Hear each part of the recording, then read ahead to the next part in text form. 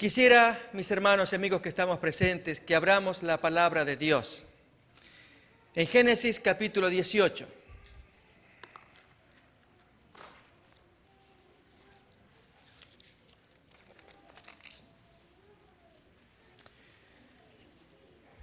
Nuestro tema de esta noche es Jesús te acompaña, y dedicado especialmente a los matrimonios, y en particular a los matrimonios en conflicto. Si estamos reparando el tenor de los temas, toda la semana queremos hablar de Jesús siendo el mejor amigo de aquellos que están en conflictos. Ya con los jóvenes, como fue el tema de anoche, Jesús te comprende. El de anteanoche, Jesús te defiende si tú eres vejado, humillado, atropellado. Y el sábado al mediodía, Jesús te consuela si tú lloras y sufres. Hoy, Jesús te acompaña si tú como cónyuge, como matrimonio, tienes conflictos. Veremos varias cosas, mis hermanos. Efectivamente, leeremos la palabra de Dios, veremos matrimonios modelos, matrimonios en conflicto. A Jesús siempre en el medio. Luego, después de ello, un testimonio personal y una película bonita, como todas las noches. Génesis capítulo 18, versículo 16 en adelante. Y los varones se levantaron de allí y miraron hacia Sodoma, y Abraham iba con ellos acompañándoles. Eran 3 varones, uno de ellos Jehová. Decimos que es el Señor Jesús, hermanos, porque ya el mismo Nuevo Testamento, esto dice el Evangelio de Juan, a Dios nadie vio jamás. Y este ser divino que aparece en el Antiguo Testamento, pensemos en el caso de Josué, capítulo 5, última parte, aquel príncipe con la espada desenvainada, ante el cual Josué se arrodilla y le adora. No es otra persona que el mismo Señor Jesús, el Hijo de Dios. Y aquí también aparece, hablando con Abraham, y detalles muy personales. Veremos claramente cómo Jesús, Dios, se conmueve ante un hombre que tiene claro cómo llevar un hogar. Mi querido papá, mi querida mamá, querido matrimonio, aprende bien claramente de este texto que leemos.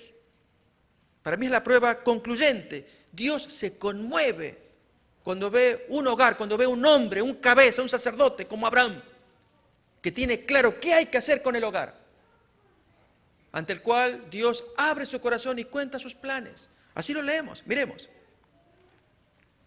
17, y Jehová dice, ¿encubriré yo a Abraham lo que voy a hacer? Habiendo de ser Abraham una nación grande y fuerte, y habiendo de ser benditas en él todas las naciones de la tierra, porque yo sé que mandará a sus hijos y a su casa después de sí, que guarden el camino de Jehová, haciendo justicia y juicio, para que haga venir Jehová sobre Abraham lo que ha hablado acerca de él. Entonces Jehová le dice, por cuanto el clamor contra Sodoma y Gomorra se aumenta más y más, y el pecado de ellos se ha agravado en extremo, descenderé ahora y veré si han consumado su obra según el clamor que ha venido hasta mí. Y si no, yo lo voy a saber. Y se apartan de allí los varones, aquellos 2 ángeles que se aparecen a Lot, y fueron hacia Sodoma. Pero Abraham estaba aún delante de Jehová, y recordamos ya el diálogo tenido entre ambos. Pero el punto que quiero señalar es que Dios abre su corazón, va a contar su plan. Voy a destruir a Sodoma y Gomorra, y se lo voy a contar a él, a este hombre que hará mandar que guarden el mandamiento de Jehová en su casa y a sus hijos y después de sus hijos. Y efectivamente fue así. Recordemos, para solamente recordar, memorizar textos bíblicos. Cuando Abraham ordenó buscarle novia a Isaac, Isaac tenía 40 años. ¿Qué joven hoy permitiría que su papá o su mamá le sugiera qué novio buscar? Recordemos lo que escuchamos anoche acerca de los papás de Sansón. Sansón no aceptaba, no toleraba que su papá le dijera, pero hijo, mira, tienes muchachas allá. No, yo quiero esa. En el hogar de Abraham no fue así. Siendo Isaac, el hijo de 40 años, permitió que su papá le buscara novia. Y así fue.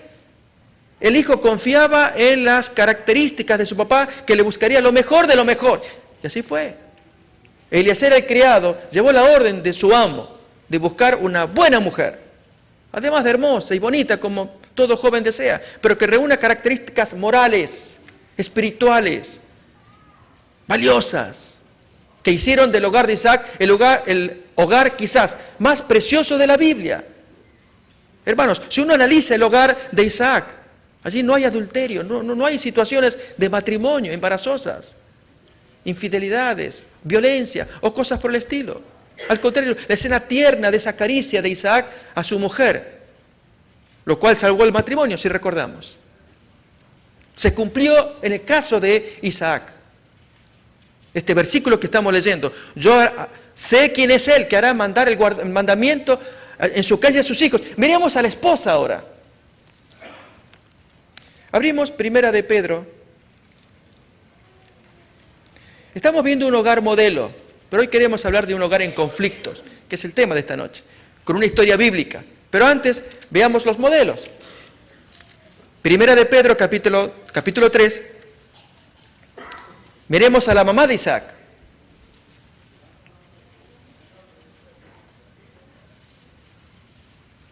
Desde el versículo 1. Asimismo, vosotras mujeres, estad sujetas a vuestros maridos, para que también los que no creen en la palabra sean ganados sin palabra por la conducta de sus esposas, considerando vuestra conducta casta y respetuosa. Vuestro atavío no sea el externo de peinados ostentosos, de adornos de oro o de vestidos lujosos, sino el interno, el adorno del corazón, en el incorruptible ornato de un espíritu afable y apacible, que es de gran estima delante de Dios. Porque así también se ataviaban en otro tiempo aquellas santas mujeres que esperaban en Dios, estando sujetas a sus maridos, como Sara, y da el ejemplo de ella. Como Sara obedecía a Abraham llamándole Señor, de la cual vosotras habéis venido a ser hijas, si hacéis el bien sin temer ninguna amenaza. Un modelo de mujer, de esposa y de madre también. No obstante, lo que viene a continuación, mis hermanos, ténganlo, no lo lean, lo vamos a leer y a aprender juntos. Nos puede sorprender. Si está el otro micrófono, en el alámbrico, lo utilizo. Ocurrió en alguna iglesia de Los Ángeles, del sureste de Los Ángeles. Visitando la iglesia y dando una plática, un hermano aventurado dice: pastor, ¿usted podría explicar aquel versículo que dice que las mujeres estén sujetas a sus maridos? Y este hermano lo hizo con picardía porque, mirando a la hermana que estaba al lado, era la única mujer en el grupo de varones. Para que le quede claro especialmente a la hermanita que las mujeres deben ser sujetas a sus maridos. Leemos otra vez el texto. Primera de Pedro, capítulo 3. Versículo 5. Porque así también se ataviaban en otro tiempo aquellas santas mujeres que esperaban en Dios, estando sujetas a sus maridos, como Sara obedecía a Abraham llamándole Señor. Porque, pastor, seamos francos, hoy nuestras mujeres no nos llaman Señor. ¿Usted podría dar una explicación, por favor? De veras, hermanos, cuando el hermano lo dijo así, me provocó. Y yo dije: hermano, ¿usted está seguro de lo que pide? Claro, pastor, si el texto dice que las mujeres estén sujetas a sus maridos, ¿verdad, hermanita? Ok, va la explicación. Y hermanos, di vuelta absolutamente el argumento. Y le agradezco a Pedro porque yo no la tenía. Leamos el versículo. Génesis capítulo 3. Tengan este de Primera de Pedro. Estamos hablando de un hogar modelo.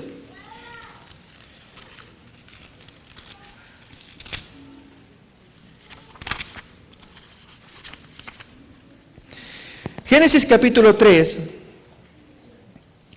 En el versículo 16, Dios le dice a Eva como parte de la maldición por el pecado cometido: a la mujer dijo: multiplicaré en gran manera los dolores en tus preñeces, con dolor darás a luz los hijos, y tu deseo será para tu marido, y él se enseñoreará de ti. Y este hermano, cuando oyó el versículo, amén, que él se enseñoree de ella. Pero hermanos, el texto dice distinto. Describe a la mujer como consecuencia del pecado y de la maldición que Dios va a dar. Pone en la mujer algo que el texto no reveló antes. Y es, tu deseo, esposa, será hacia tu marido. Tu apetencia, tu necesidad, tu ansia va hacia tu marido. Tú dependerás de él. Y cuando él llene tu apetencia, tu necesidad, entonces te enseñoreas de ella. Déjenme que lo ilustre, hermanos. Y perdonen las damas si las comparo con un carro, pero vale la pena pensar en la ilustración.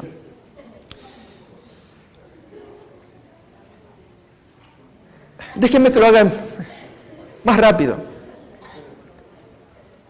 Saco del mecánico en Argentina mi carro, como andaba con gas natural, entonces, a ignición de gasolina también, de nafta y gas. Este mecánico no lo conocía bien y entonces retiraba el vehículo y a los minutos volvía a andar con problemas. Y pagaba dinero al mecánico y lo llevaba, era un hermano de iglesia muy amable, lo traía y me dio tanto fastidio, de veras que en aquella ocasión iba a tomar el martillo, iba a romperlo. Mi esposa me detuvo, ¿qué haces? No, es que no responde este vehículo. Entonces alguien me dice, ¿por qué no lo llevas a un mecánico que entienda de gas natural, de gas comprimido, para que haga buena la ignición? Y así fue, y lo arregló. Un individuo que sabía cómo funcionaba ese doble mecanismo. La mujer es como un vehículo que responde a ciertos mecanismos. Cuando tú lo cuidas, le haces el tune-up, le pones llantas nuevas, tú le miras los zapatos a tu mujer y necesitas cambiárselos porque tú se los tienes que pagar. Si le tienes que pintar la pintura, cómprale vestidos. En fin, tú al auto le gastas mucho más que a tu mujer. Así me pasaba cuando dejaba a mis niños en la escuela y al regresar veía a un señor, supongo que soltero, acariciaba ese vehículo, precioso, era un rojo, lo lustraba todos los días, bonito. Ni que fuera una esposa, una mujer a la cual, a ese vehículo, este hombre lo ponía como que lo adornaba. Bien, hermanos, lo cierto es que el vehículo está en condiciones de poner en marcha. Tú lo enciendes y no responde. Y lo enciendes y no responde. ¿Qué le puede faltar? ¿Qué le falta? Gasolina. La mujer tiene un tanque que se llama tanque emocional. Esa gasolina que tú le cargas. Cuando tú le cargas, le llenas ese tanque con palabras amorosas. Te quiero, te necesito, tú eres mi mujer, estoy feliz de haberme casado contigo, tú me trajiste a mis hijos, hacemos una familia feliz y tienes palabras bonitas para ella, como se las dijiste cuando estabas enamorado de ella. ¿Sabes lo que haces? Le pones gasolina al tanque emocional. Cuando tú lo enciendes, el vehículo te responde, pero lógicamente se gasta y necesita nuevamente gasolina. Y tú dices, pero yo se lo dije ayer. Hace una semana, me parece que basta con que yo se lo diga una sola vez. El vehículo no te va a decir así, tú le tienes que cargar permanentemente, porque el texto te dice lo siguiente: el deseo de la mujer va hacia el marido, depende de él. La necesidad de la mujer, la apetencia, el ansia de la esposa, va hacia él, depende de él. Cuando él llena esa necesidad, entonces él se enseñorea de ella. Lo cierto es que cuando di esta explicación, la tomo del texto bíblico, este hermano me miró y lógicamente se puso serio, no volvió más con la ironía ni con la broma a la hermanita, porque se ponía en evidencia si él cumplía esa función. Saben, hermanos, ustedes escucharon, el apóstol Pedro lo había dicho antes. Leamos entonces el texto, 1 de Pedro capítulo 3. Hace un momento leíamos instrucciones para las esposas. Vosotras mujeres, ganad a vuestros maridos sin palabra, por la conducta, casta, respetuosa, para que aquellos maridos que no creen en la palabra sean ganados sin palabra, considerando vuestra conducta. Y que vuestro adorno sea el de adentro, el interno. Por supuesto, la mujer es bonita por fuera y cada vez luce mejor. Pero la mujer a veces se confía con eso. y compra buenos vestidos y se arregla, se mira al espejo y cree que con eso ya conquistó al hombre y puede perder. Si luce por dentro con un carácter afable y apacible que es de gran estima delante de Dios, esto es paciencia, comprensión, dulzura, típico de una mujer, y desarrolla virtudes y cualidades que al hombre lo seducen como mujer, además de su aparato externo, lo vistoso que es una mujer cuando se arregla bonito, por supuesto que sí, además de eso, es un regalo adicional, pero es adicional, no es lo básico, lo fundamental, sino el alma. De eso trata el versículo, porque así se ataviaban aquellas santas mujeres en la antigüedad, como Sara, que a su marido le llamaba Señor y le obedecía. ¿Pero por qué Sara actuaba así con su marido? ¿Por qué? Porque Abraham amaba a su mujer, la atendía, la llenaba. O si no, le ponía gas. Muchas gracias. Le ponía gas. Claro que sí. Y si no, miren en la historia de Abraham, cómo trataba a su mujer, hasta en todo escuchó, hasta en los errores como en la propuesta de Agar, lamentablemente, pero escuchó ese hombre a su mujer, la llenaba. Y en consecuencia ella podía tratarlo de mi señor, mi amo, con todo respeto. Pero miren lo que dice el texto ahora para los maridos. Con uno solo, ¿vieron? Para la mujer son 6 textos. Con uno solo es un masazo para que entre acá y de una vez por todas aprendamos. Uno solo, leámoslo. Primera de Pedro, capítulo 3, versículo 7. Recuerden, estamos con el hogar modelo. Luego estudiaremos un hogar con problemas. 3:7. Vosotros, maridos, igualmente vivid con ellas sabiamente, dando honor a la mujer como a vaso más frágil y como a coherederas de la gracia de la vida, para que vuestras oraciones no tengan estorbo. Dándole honor sabiamente, como un vaso frágil, mis hermanos, eso significa mucho. Darle honor, honra, es darle tiempo. Cuando uno da importancia a algo, imagínense un hombre que dedica tiempo. ¿Tiempo a qué? Tiempo libre. Me tocaba a mí visitar hogares. Y algún domingo llegué a algún hogar y entonces esperaba ver a la familia. Y la hermana me atiende. Y su esposo, como siempre. El día domingo que es libre, toda la semana trabaja, el sábado va a la iglesia y el domingo pues está jugando con los amigos. Soccer o alguna cosa así. Y ella lavando ropa, la pobre hermana. Y está bien, es la tarea, ella lo había asumido de esa manera. ¿Y él a qué hora regresa? Y en la tardecita ya, cuando estuvo toda la mañana y media tarde jugando. Un buen hermano, fue el fiel miembro. Pero mis hermanos, ¿cuál era el orden de prioridades de ese hombre? El trabajo, toda la semana. Los amigos, y se quedaba alguna hora para su esposa al final. Para algunas exigencias matrimoniales, y ustedes saben cuáles. Y que la mujer debe cumplir su deber marital. No, hermanos, así vamos mal. El texto no habla así. El marido le da honor porque le dedica tiempo, importancia, como aquel amigo que ilustraba su vehículo rojo. Le dedicaba tiempo, estaba con su franela, sus trapos, y todos los días yo lo miraba. Cómo amaba ese vehículo. Parecía su esposa. Yo no sé si era soltero o no, nunca le vi mujer. La mujer era el vehículo. Si así fueran los maridos que le dedican tiempo a su mujer, y la acarician, y la lustran, y le dicen cosas bonitas. Esa mujer le dice, este es mi amo, mi señor. ¿No sería así? El texto lo está diciendo, no decimos nada nuevo. Dale honor, dale tiempo, dale importancia. Así le sucedió a un pastor, él cuenta un testimonio, que después de 5 años de ministerio, sufrió un estremecimiento muy serio en su hogar. Llegaba de su trabajo en la tarde y su esposa casi siempre sollozando. No tan fuerte para que el hombre no le chocara, ni tan suave que él no oyera. En aquella ocasión, cuando el hombre observó, querida, ¿qué pasa? Nada. No, algo pasa. Y entonces el hombre insistió, y ella dice, ¿para qué te voy a contar? Siempre me vas a reprochar, siempre me vas a sermonear, es tu trabajo. Prometo no hacerlo. Por favor, cuéntame qué te pasa. Y ella pues se anima a contar. Es que yo no sé si tú me amas. Bueno, ¿cómo que no te amo? Claro que te amo, pero ya me vas a sermonear.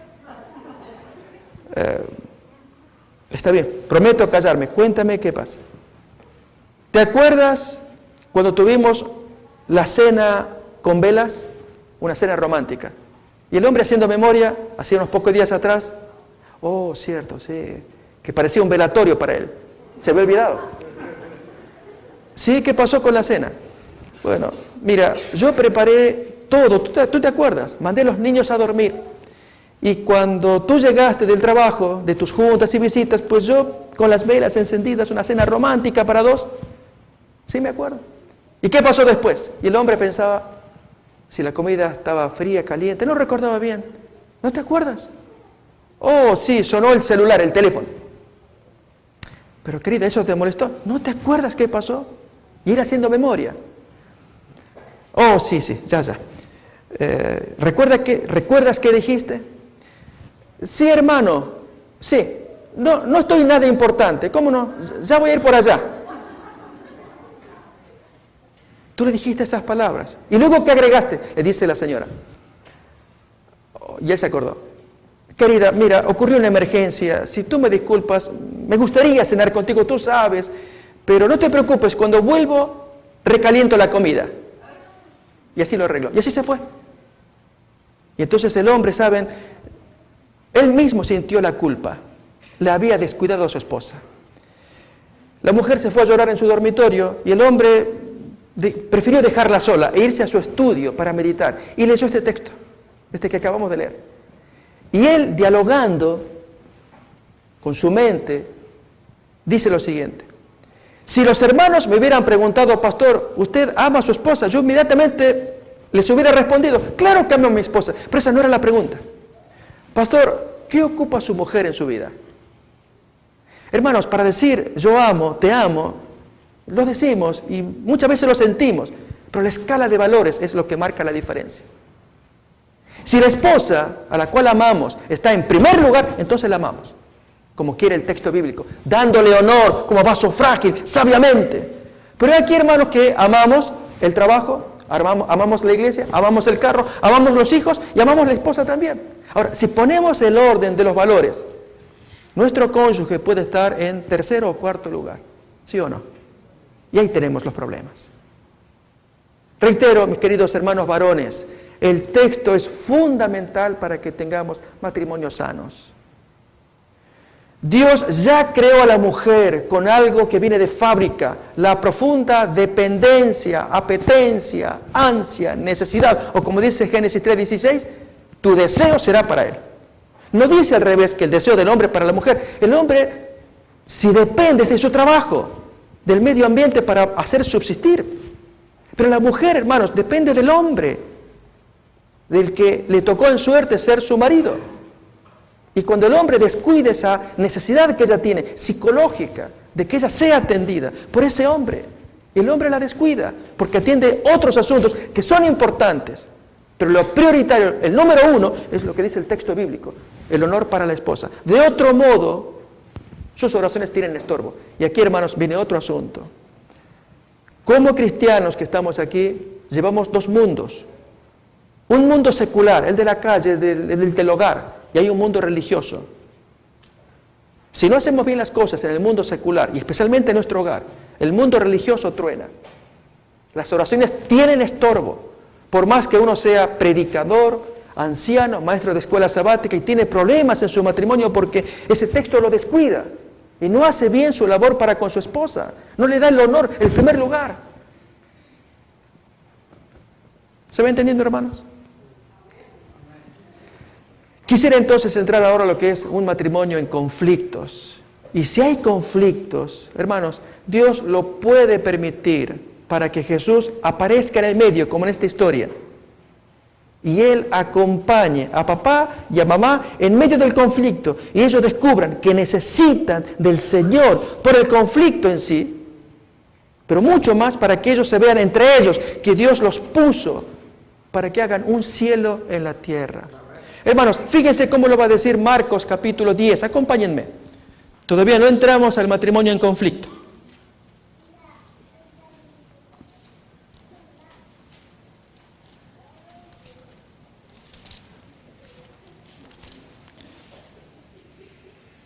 Desde el versículo 1 leemos. Marcos 10, versículo 1.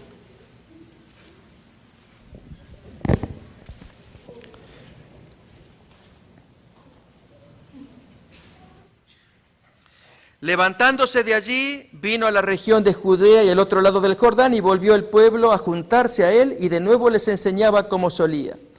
Y se acercaron los fariseos y le preguntaron para tentarle si era lícito al marido repudiar a su mujer.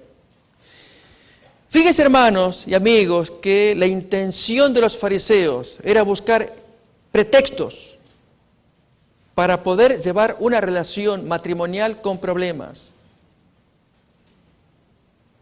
Los fariseos no están buscando soluciones a los matrimonios en conflicto. Al contrario, ¿qué salida hay para seguir con el problema? Y en este caso, el divorcio, la solución. Él respondiendo le dice, si ustedes me preguntan si era lícito repudiar o divorciarse de su esposa, ¿qué manda la Biblia? Y ahí se nota claramente el espíritu de la pregunta de los fariseos. La Biblia dice que sí. ¿Qué mandó Moisés? Y entonces citan el texto de Deuteronomio, que dice, Moisés permitió dar carta de divorcio y repudiarla. En los días de Jesús había dos tipos de pensamiento, dos escuelas de pensamiento. Y una escuela interpretaba el texto de Deuteronomio 24, que cualquier motivo era suficiente para darle divorcio a la esposa, hasta el mal aliento, que quemara la comida. La otra escuela de pensamiento era más estricta, solamente por adulterio. A ver, ¿tú qué opinas? Le dicen a Jesús. Mis hermanos, ni por uno ni por otro, el matrimonio fue creado con otro propósito. No tanto buscarle fracturas o problemas, es buscarle soluciones. Es lo que dice Jesús a continuación. Miremos. 5. Por la dureza de vuestro corazón os escribió este mandamiento, pero al principio de la creación, varón y hembra los hizo Dios. Por esto dejará el hombre a su padre y a su madre y se unirá a su mujer y los dos serán una carne. Así que no son ya más dos, sino uno. Por tanto, lo que Dios juntó, el hombre no está autorizado a separar, si Él lo juntó. ¿Pero qué es lo que juntó? Los matrimonios que están aquí reunidos, ¿saben? Cuando a veces decimos, el amor es lo que une al matrimonio. Ustedes díganme si estoy equivocado o no, o piénsenlo. Yo suelo decir al revés. El matrimonio es lo que va a unir el amor. Es decir, dos juntos. Pero pastor, se llevan mal. ¿Dónde? El amor murió. Dos juntos, conociendo la voluntad de Dios, pueden hacer una obra de arte que aparezca el amor. A ver, al revés. El amor, pastor, nos amamos, nos queremos. ¿Sí? Como le pasó a un amigo mío. En un picnic, en la iglesia, delante de todos los hermanos, la hermana a boca de jarro dice, pastor, ¿por qué Dios no me cuidó cuando me casé con este hombre? ¿De veras? Y entonces las hermanas cocinando allí, y el marido, muy jovial, simpático, matrimonio joven, 30 años, poco más, mirándola y mirándome, pastor, dígale. Y entonces le digo, hermana, sí, pastor, le pregunto, ¿por qué Dios no me cuidó? Yo soy adventista de pequeña y no me cuidó cuando me casé con este hombre. Entonces le dije, hermana, ¿dónde estaba usted con Dios cuando se conoció a fulano y se casó? Confieso, yo me había alejado de Dios por un poco de tiempo. Hermanas, ahí está la respuesta. Dios no la guió. ¿Saben por qué? Ellos se conocieron y en la semana se casaron. En una semana. Son bonitos los dos, de muy bonito aspecto. Hoy están divorciados. Ella en otro estado, él aquí a punto de viajar a México. La pasión violenta. Lógicamente, aquí hay amor. Entonces, como consecuencia, formamos el matrimonio. Mis queridos matrimonios que están escuchando, si ustedes son matrimonio con conflictos, ustedes pueden demostrar, como Beethoven, en medio de la adversidad de su sordera, que se puede crear música perfecta, preciosa, como ocurrió con la música de Beethoven. Cuando el matrimonio está unido sigue la voluntad de Dios, reaparece el amor. Eso es lo que queremos hablar. Si alguien dice, pastor, nos llevamos tan mal como matrimonio, tenemos que separarnos porque el amor murió. Si ustedes se conocieron y se amaron para casarse, conocer y descubrir cuál es el plan de Dios para cada uno de ustedes. Yo voy a contar algún testimonio al final. Para conocer la psiquis del otro, del compañero, la forma de pensar de la compañera, de seguir los pasos del apóstol Pedro. Dale honor a tu mujer y tú respeta a tu marido. Entonces el amor renace porque Dios quiere ver esas obras maestras en seres humanos con conflictos, porque Cristo está en el medio. Vamos pues a la historia en conflicto. Es Lucas capítulo 8.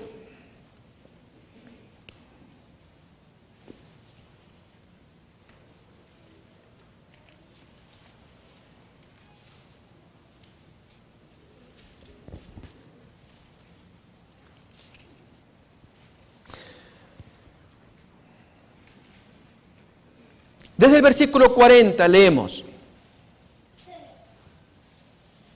Lucas 8:40. Cuando volvió Jesús, le recibió la multitud con gozo porque todos le esperaban. Entonces vino un varón llamado Jairo, que era principal de la sinagoga, y postrándose a los pies de Jesús, le rogaba que entrase en su casa, porque tenía una hija única, como de 12 años, que se estaba muriendo, y mientras iba, la multitud le oprimía. Miremos, hermanos, cómo un hombre que era importante en medio de la comunidad judía, un principal de la sinagoga, normalmente los principales, los directores de la sinagoga tenían severas dificultades con Jesús. Miremos un ejemplo en Lucas capítulo 13. Acompáñenme.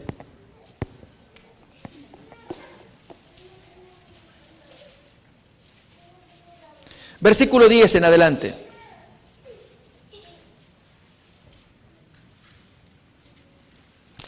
Enseñaba Jesús en una sinagoga en sábado, y había allí una mujer que desde hacía 18 años tenía espíritu de enfermedad y andaba encorvada y en ninguna manera se podía enderezar. Cuando Jesús la vio, la llamó y le dijo: mujer, eres libre de tu enfermedad. Y puso las manos sobre ella y ella se enderezó luego y glorificaba a Dios. Pero el principal de la sinagoga, enojado de que Jesús hubiese sanado en el día sábado, dijo a la gente: 6 días hay en que se debe trabajar, en estos pues venid y sed sanados, y no en sábado. Entonces Jesús, ¿cómo le llama?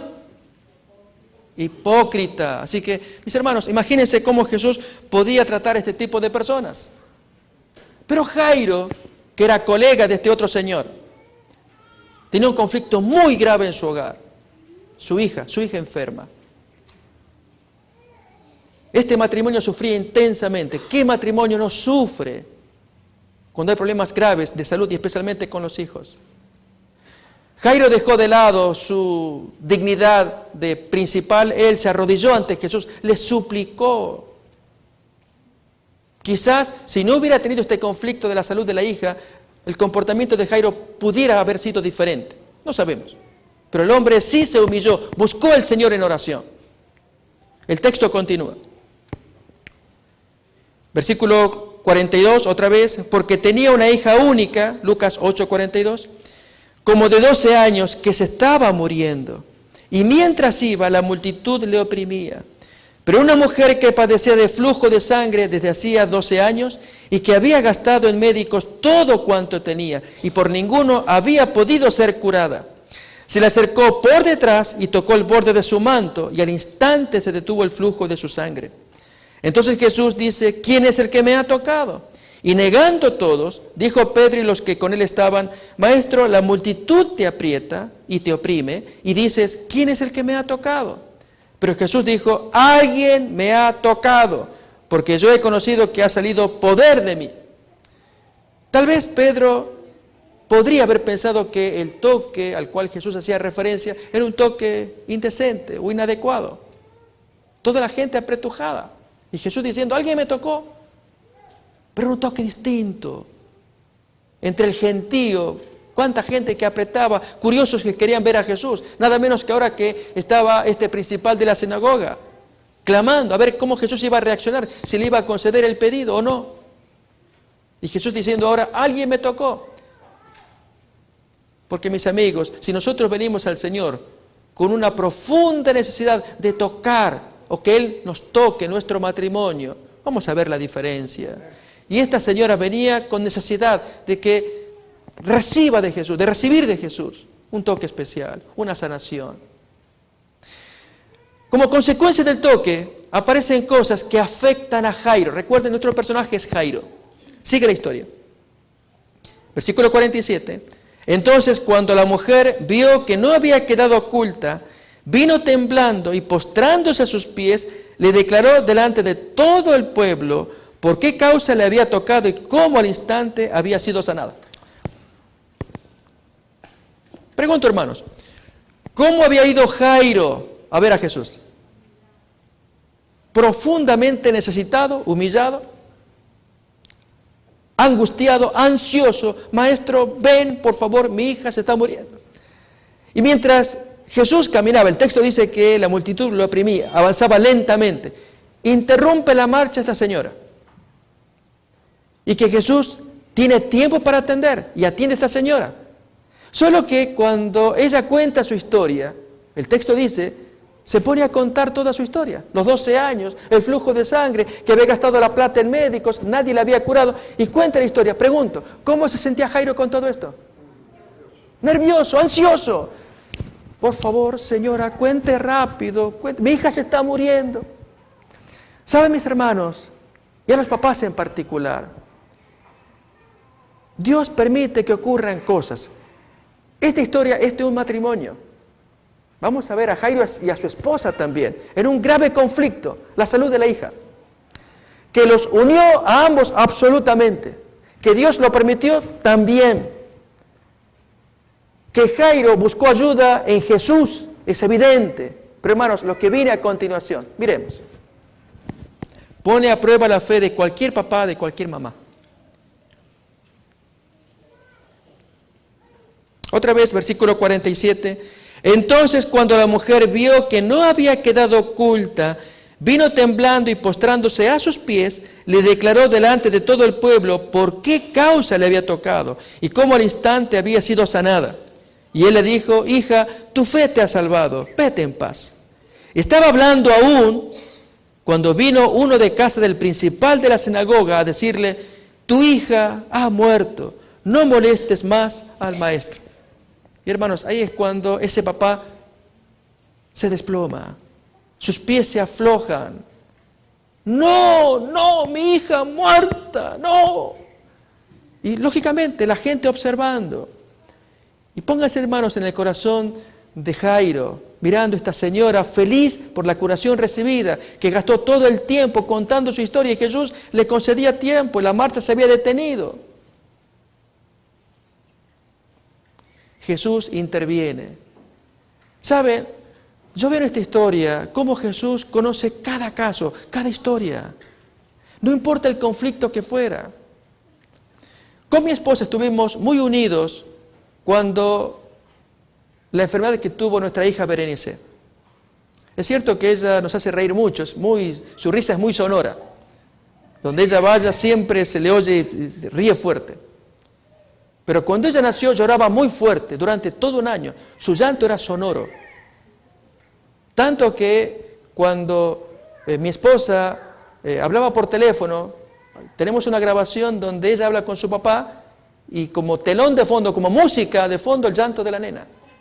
Todo un año, exactamente un año. El día de su cumpleaños del primer año se le daba de alta de una operación que creíamos resolvía el problema, una hernia que ella tenía en la ingle. Durante todo ese tiempo con mi esposa yendo a los médicos, ¿por qué llora esta nena? Permanentemente. Al punto que, poniendo yo toda la fuerza ante la médica en un hospital importante, me dice, mire papá, cálmese, no podemos hacer estudios si usted no viene con el pediatra o una orden del pediatra. Es que ya fui por todos y le achacan a mi esposa que ella no le da la leche adecuada. Y no es así, a mí me consta que ella hace todo lo que puede por esta hija. No puedo, si no viene con una orden médica. Y yo me fastidiaba. Cuando el doctor finalmente le hace la operación de hernia, comienza a llorar otra vez. Y entonces la enfermera, cuando viene, no debe llorar. ¿Me entienden ahora? ¿Por qué llora? No sé. Es que si llora, se le abre la herida de la hernia, de la operación. Viene el médico, rápidamente, y lloraba fuerte, sonoro. Así como se ríe ahora, bien sonoro. Lloraba fuerte, fuerte. Y entonces el doctor mira, ¿qué le pasa? Doctor, se lo pregunto yo, usted es el médico. Entonces la da vuelta y en la colita tenía un tapón grande. ¿Qué es esto? Entonces me dice, no se asuste, papá. Y yo miré. Y entonces, este es un caso raro, suele pasar, pero en muy contados casos. Mi diagnóstico, así como la veo, es megalocolon congénito. Diagnóstico de Hirschsprung. Cuando lo dijo, yo inmediatamente lo memoricé, busqué diccionario médico por ahí. ¿Qué era? Intestino alargado, congénito. Nació con intestino más largo que el normal. ¿Y cuál es la salida? Me dice, o se le opera, se le acorta, o un tratamiento especial de aceite en el intestino para que lubrique y todo el bolo, cuando llega al final, la materia llegue húmeda, no seca como ocurre ahora, por el intestino largo que tiene. Y entonces todo el recorrido pues se va secando y cuando llega al extremo se secó y es lo que le produce. Y efectivamente era así. Mi esposa se comunica con un médico, le indica cómo hacerlo y así fue. Por meses con el tratamiento del aceite allí, aceites naturales. Y se fue componiendo, no lloró, se sanó. ¿Y cómo estábamos unidos con mi esposa? Mis hermanos, así estaba Jairo con su esposa, unidos en la aflicción. Solo que ahora Jairo, al enterarse que su hija está muerta, no tiene sentido vivir, se desploma. Tanto que hice para que esta hija no muriera. Pregunto, hermanos, cuando la persona vino a darle la infausta noticia a Jairo, no molestes más al maestro, tu hija murió. ¿Se le habrá dicho cariñosamente? No, sin anestesia, duro. Jesús actúa a continuación. Y esta parte, hermanos, es la más bonita y es la que te dedico a ti, papá, mamá. Cualquiera sea tu conflicto. El conflicto de esta historia es una hija enferma que unió al matrimonio. Pero pueden ser otros conflictos, no importa cuál. Estamos hablando de un matrimonio en conflicto. Versículo 50. Oyéndolo, Jesús le responde a Jairo: no temas, Jairo, tú crees solamente y verás la diferencia. Saben, hermanos, déjenme que se lo diga de esta manera. Jairo está en el medio. Alguien que le dice, Jairo, no sé qué te está diciendo el Señor. Te estoy diciendo, discúlpame, pero yo lamento, yo soy el tío de la niña, soy tu hermano. Ella está muerta. Y del otro lado Jesús que dice, tú, Jairo, no temas, tú crees solamente y tú vas a ver el contraste, la diferencia. Ella será salva. De este lado, no sé qué te promete. Mira, científicamente, objetivamente, está contundentemente claro, no hay más solución. Del otro lado, tú crees solamente, no tengas temor y tú verás los cambios, los resultados, verás la diferencia. ¿Se nota, hermanos? Son dos caminos y todo hogar puede elegir o este camino objetivo, científico, o este otro que Jesús dice, tú crees solamente y vas a ver los resultados. ¿Qué hizo Jairo? Pues él se entregó a Jesús, no le resistió como hizo el joven rico, que Jesús le habló amorosamente y el joven decidió distinto de las sugerencias de Jesús. La historia sigue.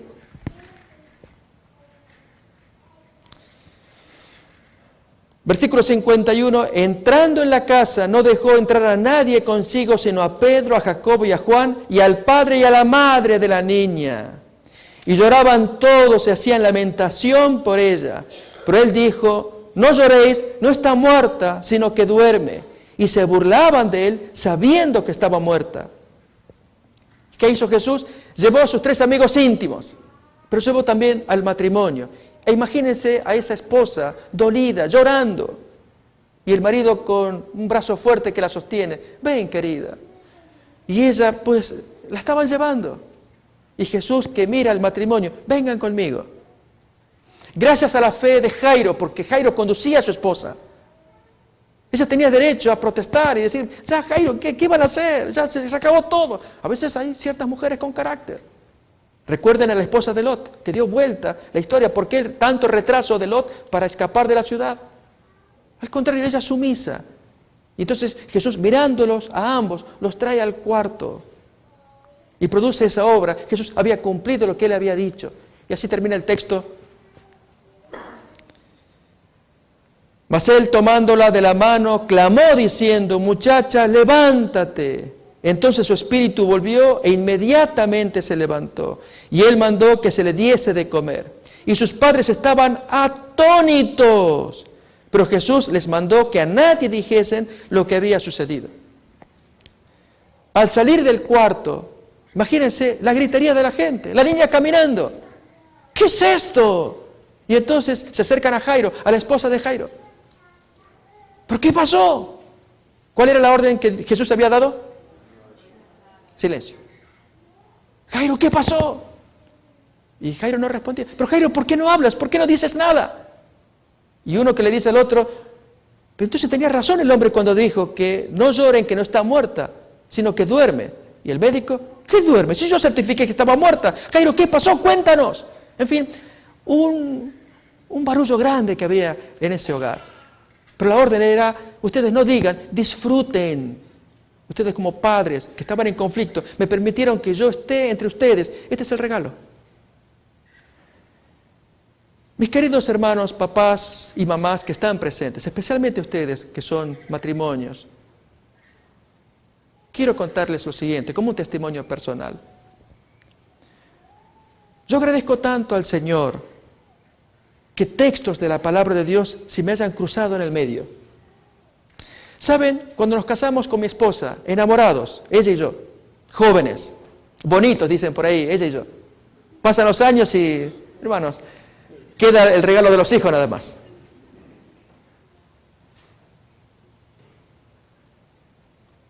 Yo mirándola a ella, ¿saben cómo la conocí a mi esposa? Repartiendo fotografías. Estudiaba en el seminario, hacía ya 7 meses que había roto con mi primera novia, la cual me afectó muy positivamente. El noviazgo, la ruptura no, lógicamente, pero el noviazgo, el amor me hizo mucho bien por mis problemas que yo traía desde mi infancia, que yo conté ya otra noche. Y entonces el departamento de fotografía pues pedía a voluntarios que repartieran fotos que sobraban del anuario de la revista del colegio. Entonces aparecí yo y miré las fotos de muchachas, las que más me gustaban, de muchas chicas que había en el colegio.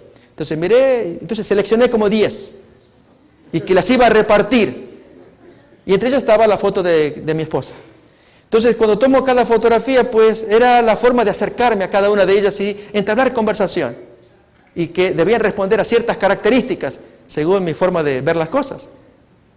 Y había una de ellas que era bonita, pues le entrego la foto y empezamos el diálogo. Y cuando yo saco el tema de Elena White, oh, esa vieja, no lo entiendo, yo no la entiendo. Ella habla y no le entiendo nada.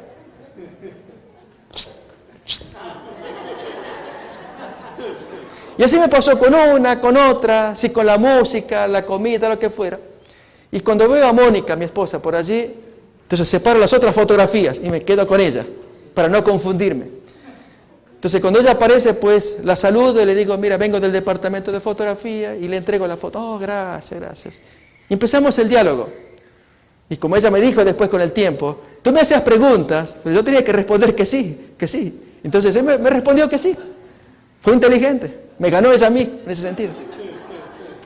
Y así empezamos la amistad, preciosa amistad. Y duró un noviazgo de 1 año y 1 mes, y nos casamos. Y lógicamente yo tenía la expectativa con mi esposa, como todo pastor soñador, de conquistar el mundo. 25 años habiéndose criado ella en un ambiente tan precioso, cuya película vamos a ver a continuación, un momento más, La burbuja argentina, donde se presenta lo que es un modelo de convivencia cristiana y de hogares cristianos. Precioso, precioso. Mi esposa se crió ahí. Yo no, yo venía de una situación muy distinta.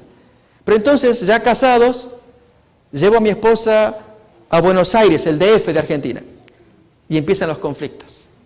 Está dura la vida allí, en la capital del país. Y lógicamente, surgen cambios de conducta, de comportamientos de uno y otro. Y yo, que era estricto con ciertas cosas, intelectual, comprar libros, leer. Y mi esposa diferente. Ella más de disfrutar las cosas preciosas que la vida tiene. La música, el paseo, la amistad. Ella es sociable, sonríe, se lleva bien con la gente. Y yo más tímido y más estar encerrado en los libros. Al punto que cuando llegaba el domingo, y yo no tenía actividades en la iglesia, pues por fin llega el domingo, ahora sí, me voy a mi cuarto para estudiar, ya que no pude en la semana o leí poco, ahora sí voy a leer más profundamente. Y eso es lo contrario, cansado de todas las cosas de la semana, el domingo, vamos a ir a pasear, a salir, a sacar a los niños. Y yo decía, pero se pierde tiempo con eso, cuando acá hay tanto conocimiento, tanta riqueza para meter en la cabeza. Éramos distintos y había problemas. Y yo creía tener razón. Tú tienes que ser profunda en tu análisis de las cosas. Mira, tú eres ya demasiado fanático con tus libros. Y así cosas como esas. Y hermanos, los problemas surgieron porque éramos de distinto temperamento. Hasta que vino un profesor que dio un seminario de temperamentos para pastores. Me quedé impactado. Mi esposa quedó impactada. Ni sabíamos qué era eso de temperamento. Cuando empezamos a estudiar, ahí me di cuenta que mi esposa reunía las características normales de un tipo de temperamento que yo no tenía. Y yo creía que yo tenía la razón, que ella tenía que acomodarse a mi forma de ser, y ella a su vez creía que yo debía acomodarme a su forma de ser. Tanto que cuando hizo el test temperamental se presenta ante el profesor. Profesor, ¿qué temperamento tengo? Mire señora, no hace falta que usted me diga el test, ya por su forma de vestir, ya sé qué temperamento tiene. Efectivamente, el sanguíneo, que es simpático, sociable, agradable, gusta lucirse en su forma de moverse y actuar, una característica son los colores, colorinches. Y así se fue vestida ella. En cambio, el melancólico como yo es distinto, más negro. Y así estaba vestido yo. Entonces mi esposa dijo, pero no miró el test, no hace falta, usted es así. Y efectivamente era así. Y entonces ahí, hermanos, comenzó a amanecer en mi cabeza. ¿Saben? Es como un jardín. Y el jardinero dice, a ver, ¿cuál flor es más linda? Y escoge entonces la rosa, la textura que tiene, el aroma, la forma. No, a ver, me quedo con el jazmín, qué aroma penetrante que tiene. No, preferiría el clavel. No, tal vez el gladiolo. No, ninguna flor es mejor que otra. Todas son distintas. Un buen jardinero ama todas las flores. Pero hay aquí entonces que en un matrimonio, el marido que tiene características de gladiolo y cree que su esposa debe ser como él, está equivocado. Su esposa que tiene otras características complementan a las del marido y viceversa, se complementan. Aún más, cuando nacen los hijos, y esto lo dice la hermana White, cada hijo es distinto uno de otro. Si bien mis hijos varones son más tranquilos en cuanto a ellos se ríen, pero mi nena les gana a todos y se ríe. Ya se dieron cuenta que comienza a reírse y trae chispa, trae alegría. Es esa flor entre los cardos que aparecen al costado. Una ilustración simple. O sea, cada uno tiene su valor. Este hijo por acá, este otro hijo por acá, este otro que es una rosa, un clavel. Tienen su función, su valor. Démonos el valor como cónyuges. Somos ricos uno con el otro. Uno no es superior al otro, es diferente. Y yo agradezco a Dios que lo he aprendido y me doy cuenta con el texto de Pedro especialmente, que si quiero llevarme bien con mi esposa, debo tratar como ocurre con el carro, darle atención, darle prioridad al carro, cuanto más a la esposa. Y entonces ella responde enseguida. Así me pasa cuando estoy ausente por días trabajando allí, atendiendo a la iglesia y regreso. Y entonces mi esposa trae sus cosas, tengo que escucharla, la escucho con alegría. Y sabe que dedico tiempo a escuchar su situación. Y luego entonces puedo atender lo mío. Y ella sabe que fue atendida, que fue llenada. Es actuar inteligentemente maridos y mujeres. Yo quisiera invitar a los maridos y mujeres y esposas que están presentes. Si quisiéramos pedir que Dios nos bendiga, siempre es posible hacer de nuestro hogar un pedazo de cielo. Para ese propósito Dios lo creó, para que papá y mamá, por la forma en cómo ellos conducen su hogar. Te digo, papá, si en tu hogar llega a haber conflictos, como ocurre cuando tú manejas el vehículo y poncha la rueda, el vehículo pierde el control. es cierto, pero tú no, tú eres el chofer, tú mantienes el volante. Depende de ti, de cómo manejes tu hogar. Si el hogar tiene conflictos, lo mismo la esposa. El vehículo puede desestabilizarse, pero eso no significa que el chofer se desestabilice. Él mantiene firme el volante para mantener el control de ese vehículo hasta poder estacionarlo. Así un hogar. Cualquier conflicto que fuera, ya problemas de salud de los hijos, problemas económicos, problemas de naturaleza que fuera, ambos tienen el control. Por lo tanto, se puede hacer un pedazo de cielo con control de parte de papá y de mamá. El punto es si queremos hacerlo. Papás y mamás, ¿querrían ustedes que tengamos una oración? Yo les invitaría a aquellos que lo sienten, que pasemos aquí adelante otra vez, aquel papá, mamá que quisiera que se pida una oración, una bendición especial por su hogar, de pasar aquí adelante como hacemos todas las noches, especialmente para los cónyuges, los matrimonios. Mi esposa no está, ella va a estar el viernes, Dios mediante, con el otro hijo, el cuarto, ella me va a acompañar. Y yo quisiera que esté aquí a mi lado, las cosas que aprendimos juntos. Como dije en otro momento, no soy modelo para nadie, pero soy feliz. Y mis cielos son mis 4 hijos. Y mi esposa, que permite que tengamos este cielo acá en la tierra. Uno de los niños míos me preguntó, papá, ¿y si no hubiera cielo? Ya la hice, con ustedes ya la hice. Si no llego a ver cielo, me muero y no encuentro ya, el cielo lo disfruté acá. Y yo le digo lo mismo, papás y mamás que están presentes, disfruten esos hijos, disfruten al cónyuge. Esa es la voluntad de Dios. Arrodillémonos, pidamos la bendición del Señor.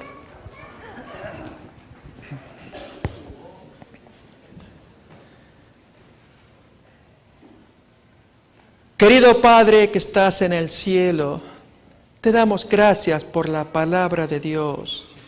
Gracias, Señor, por cómo te expresaste ante aquel patriarca, santo varón, como Abraham.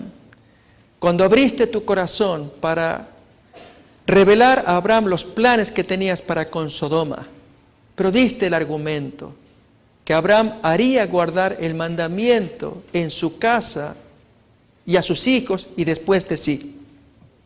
Porque tú quieres que los hogares representen, como ocurría con Abraham y Sara y su hogar, un modelo de lo que Dios quiere que sea un hogar en la tierra. Querido Padre, te damos gracias porque la palabra de Dios contiene enseñanzas profundas para el bienestar de los hogares, como la que nos das en 1 de Pedro capítulo 3, tanto para esposas como para esposos. Pero especialmente vemos a Jesús caminando en medio de un matrimonio con conflicto. Jesús les acompaña, sostiene el brazo de Jairo, conmovido, estremecido por la enfermedad y posterior muerte de su hija, y a la esposa que le acompaña. Y Jesús en el medio aparece para unir este hogar y darles la felicidad que ellos desean tener como un hogar. Así también, querido Padre, se han adelantado matrimonios para pedir tu bendición. Señor, estamos siendo estimulados a través del estudio de la palabra para que busquemos el rostro de Jesús y Él venga a acompañarnos en nuestros matrimonios. Gracias, Señor, por esta institución que has puesto desde la creación y que aunque los judíos la distorsionaron, según vimos en Marcos 10, al principio de la creación no era así. Dios los creó para que sean una sola carne, feliz, para que representen el cielo, que está allí arriba en el cielo, lo tengamos aquí también en la tierra. Querido Padre, bendice a los papás, a las mamás, para que tengan sabiduría de llevar bien el volante de su matrimonio. Que aunque ponche una rueda y el vehículo del matrimonio tambalee, con diversas situaciones que se producen, como son las enfermedades, la escasez de dinero, de trabajo, conflictos aún en el hogar. No obstante, mantengan bien firme el volante para llevar adelante ese matrimonio según la voluntad del Salvador. Querido Padre, bendice cada esposo, a cada esposa y juntamente con ellos a sus hijos. Esto lo pedimos y agradecemos en el nombre de Jesús. Amén. Amén.